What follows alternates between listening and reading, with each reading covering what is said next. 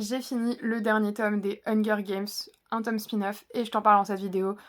Mais je peux juste te dire, va le lire, il est d'utilité publique. Dans ce spin-off, on suit les jeux de Haymitch, qui sont les 50e Hunger Games.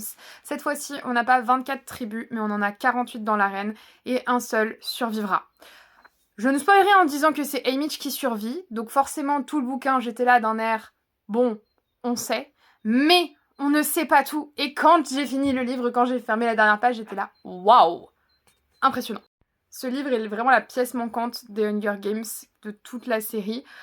Même si ça a été celui que j'ai le moins apprécié, ça reste vraiment un livre que j'ai adoré et j'ai vraiment aimé passer du temps sur cette lecture.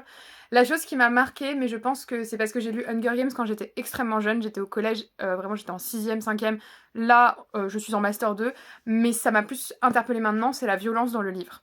On va pas se mentir, je sais que j'ai lu l'autre spin-off et que voilà, la violence m'avait aussi interpellée, mais pas autant. C'est plus la folie dont je me souviens, ici c'est vraiment la violence. Je suis sortie de ma lecture en étant vraiment très très mal du point de vue de la violence, mais en même temps en étant trop contente de l'avoir lu parce que le bouquin est incroyable. On voit dans ce livre tout l'acharnement qu'il y a eu sur Haymitch, que ce soit pendant ses jeux et un peu après. Ça fait extrêmement mal au cœur. Sincèrement, à la fin, j'ai fermé le livre. J'ai pas pleuré, mais à l'intérieur, j'étais détruite pour lui. Et vraiment, ça m'a permis de comprendre le personnage encore mieux. Et en fait, de lui excuser certains comportements qu'il a pu avoir dans la trilogie de Hunger Games. Pour moi, ce livre, il est extrêmement important. Il faut l'avoir lu, que ce soit d'un point de vue de la série Hunger Games, mais aussi d'un point de vue de toutes les thématiques qu'on retrouve aujourd'hui dans le monde politique, le fait que la dystopie annonce, notamment en lien avec tout ce qui est torture psychologique et aussi en lien avec le fait d'avoir un excès de violence autour de soi et aussi tout ce qui est en lien avec les inégalités, bien sûr, la classique des Hunger Games.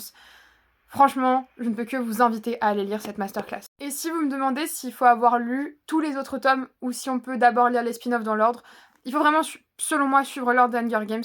En premier, la trilogie. Ensuite, le spin-off sur Snow. Et enfin, ce spin-off-là en dernier. Ça vous permettra de pas trop avoir de spoil. Même si en réalité, je trouve qu'elle a plutôt bien fait ses bouquins pour pas que ça spoil entre eux. Mais je vous conseille quand même de le lire dans l'ordre, histoire d'être sûr qu'il n'y ait aucun problème. Je vous dis en tout cas à très vite pour parler de Hunger Games ou d'autres choses. Et j'ai tellement hâte que le film sorte. Voilà.